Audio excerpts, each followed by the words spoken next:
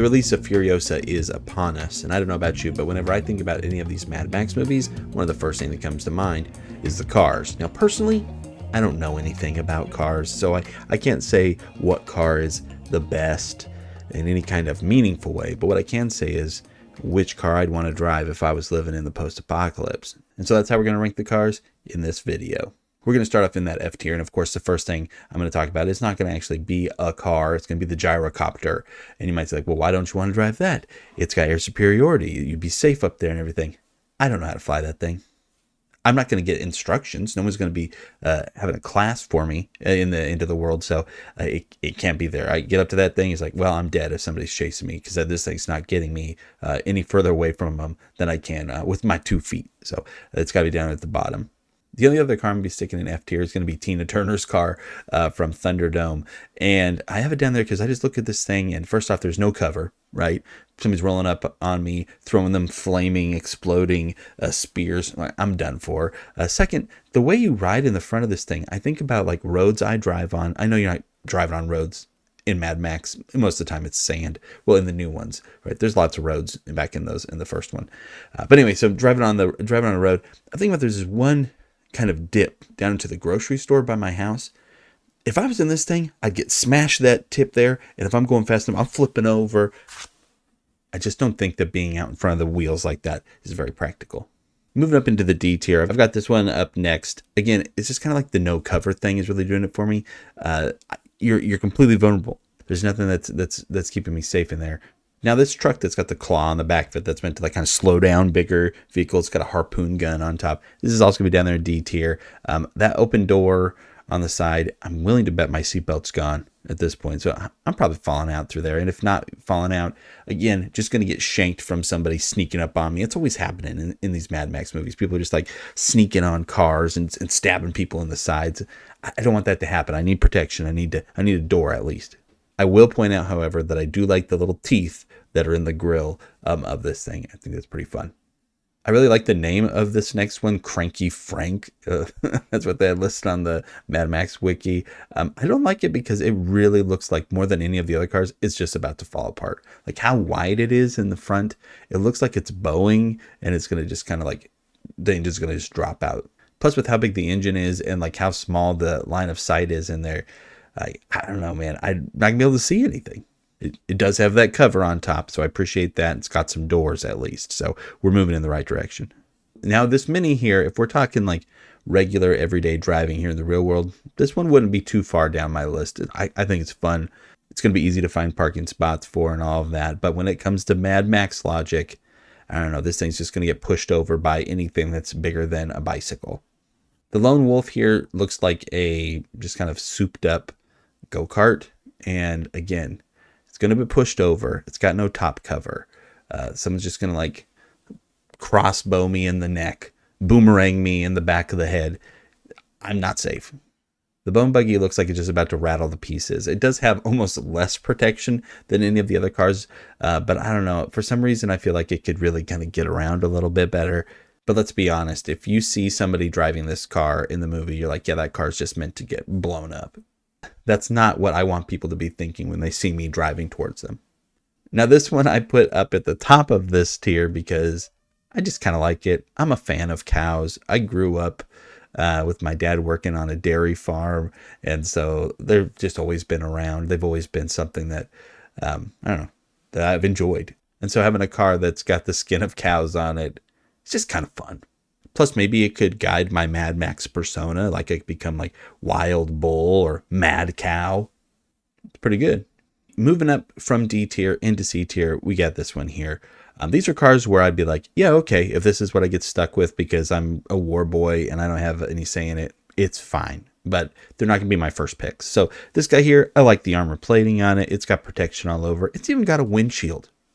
I feel like that's rare, right? It's got a windshield, so that's pretty good. With name alone, I'd be okay with this one. Elvis, that's a good name for a car. This one's also got a great name, Ploughboy. Again, it could be helping guide my Mad Max persona. It could be something farm related. You know, that could be a good time. I know color choice in this kind of situation is going to be like bottom of the list when it comes to most important, but I do like the color of this car. I could see myself rolling up in this one, even in regular life. This one here, I'm so torn on whether or not I like it or not. I don't know how I feel about it just being like kind of like the pipes in the front with no actual hood or anything like that. Of course, it's going to leave you vulnerable, but I don't know. It's kind of fun. It's kind of cool. And it does have a top on it, so that's always points. Humungus Truck is up next. Again, there's not a lot of cover or anything on this, so it doesn't get to go too high in it. But you know, the fact that you get to strap people to the front of it, that's a power play, right? People are going to be like, all right, that guy means business. And in the post-apocalypse, you know, you want people to know that they should be taking you seriously right from the beginning. We got the big semi from the end of Mad Max 2 or the Road Warrior, and it's just giant and big. Do I know how to drive a semi? No. But given this situation, I think I could, you know, hopefully figure it out. When it comes to like attack and everything, there's not a lot going on with this one, but it could push anything you need to push at right out of the way. And then finishing up the C tier, it's going to be Snake Truck. It's got a lot of storage space, a lot of hauling we could do with this one. It's got a snake painted on the side of it. Again, anything that's going to help guide that persona for me, you know, that's good. Plus, again, it's got that nice paint job on it. It's very red. I like that. Plenty of lights too, which is not something that all of these cars can say. So yeah, this one finishes off that C tier. Finally, in B tier, we're getting to things where I'd be like, heck yeah, I'm ready to drive that. We're going to go ahead and start off with this one right here. I like the shape of it. I like the bigger tire in the back. I like the big gun in the back. It's got a windshield. It's got protection around. It's checking pretty much all of my boxes. Plus, you wipe off some of that dust. I don't know, paint's not looking too bad either, guys. Just saying. I love the shape of this car. I feel like I'm getting some almost Batman vibes off of it. Again, we got some firepower, but we definitely looks like we got some speed as well. Not seeing very many things to knock this one down on. Now, the wiki is calling this one the Valiant, and I'm going to assume it comes with the 2 dirt bikes, so yeah, that's why this one's going to be as high as it is. Now, this is the car that Nux drives in Fury Road, and it's got the possibility to strap somebody to it again, so the same as like Humungus's car. That's great, but we got some more coverage from it too. Nice and shiny and chrome, right? All things that we want as a war boy. It does have a lot of poles on it. I wonder if the poles might be distracting. I'm going to assume right now it's just kind of a cool decoration and just kind of roll with it. This one here, the Peacemaker. This is one that the Bullet Farmer drives around in. I like it, but I like it for reasons that I feel are bad, right? It's only kind of weapons that it has on the car itself. Looks like to be like just a big spotlight, which is not a weapon. It's got treads, which I think are cool, but it's not going to help me like really move that fast. And it's not particularly big. It looks pretty flimsy, I don't know, but it definitely looks pretty awesome. This is almost more than any of them something you'd see in those games, Twisted Metal, right? Or at least out of the things we've seen so far. There's definitely some big like Twisted Metal energy coming up in some of those higher tiers. Finishing up B tier with the 6-foot. Now, this is one that personally I've not got to see in action yet because it's in Furiosa, but it sure looks cool. 3 big like monster truck wheels going on this thing. It's definitely got some towing power, and that could be helpful. This one's got some weapons on it. It's got a big speaker on it too. So yeah, being able to kind of communicate with people is always important. So now we're finally up into the A tier, and we're going to start off with the Chariot.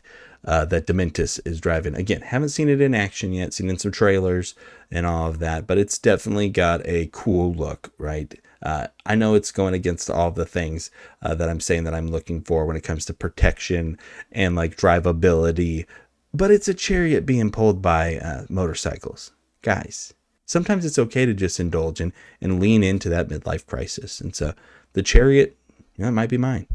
Now, the Interceptor is going to land right here for me in A tier. I know it's going to be too low for some people. I mean, no offense, right? Out of all the cars in this, it's obviously the car that I'd want to drive the most in real life, right? But when it comes to in the movies, there's just some things that look like be a little more durable. This car gets no respect in Fury Road, but in the other movies, it's always good to see it. Now, I put this Buick in A tier, but I almost am wondering if I shouldn't have, because it's so wide. Like, I almost think I pick it because of how silly it looks.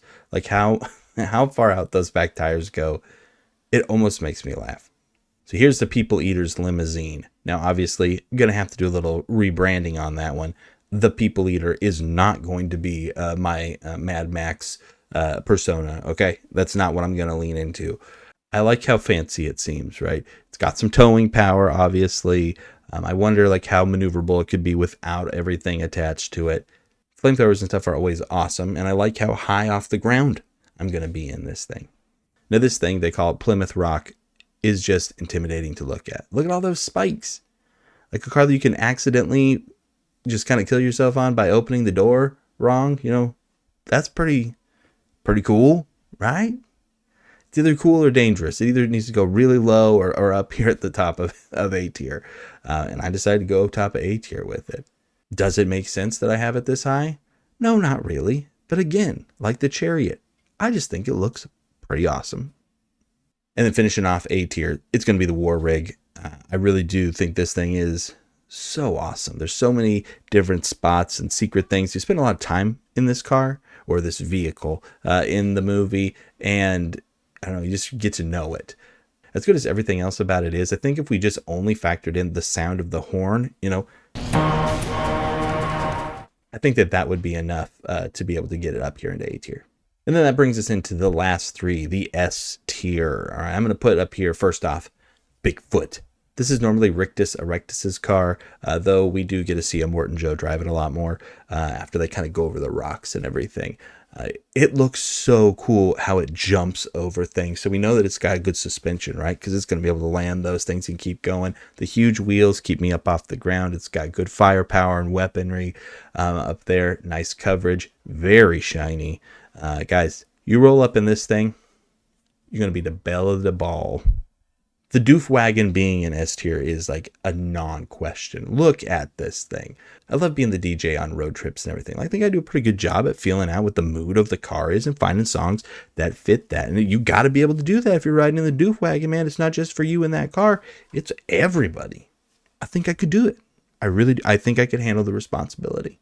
Now, will I look as cool as the Doof Warrior does when I'm just up on those like bungee cords, just kind of picking songs off my phone instead of like playing a guitar? No. But I'll still be cool. Still be pretty cool. And that brings us up to the very tippity top. My number one, it's going to be the Gigahorse. It's got an awesome name. Like, it's such a good name. I cannot get over how cool the Gigahorse is. But I also like how it's just like car on top of car on top of car. Huge wheels. You got lots of protection. There's a lot of space. Very spacious. I think that's something that we don't want to just kind of write off. Also, I've got kids. I need 3 rows. The Gigahorse provides. And that's going to wrap up my tier list. So make sure to watch the channel here. We're going to have another Mad Max tier list coming up here in the next week after Furiosa comes out. So keep your eyes open for that one. And don't forget, of course, to let me know what your favorite car is from the Mad Max series in the comments below. And don't forget to like and subscribe if you did enjoy this video. Put out tier lists all the time. Always trying to find new things to be ranking. So I'll take suggestions too. So thank you so much for being here, and I'll look forward to seeing you on the next video. Until then, you take care. Bye.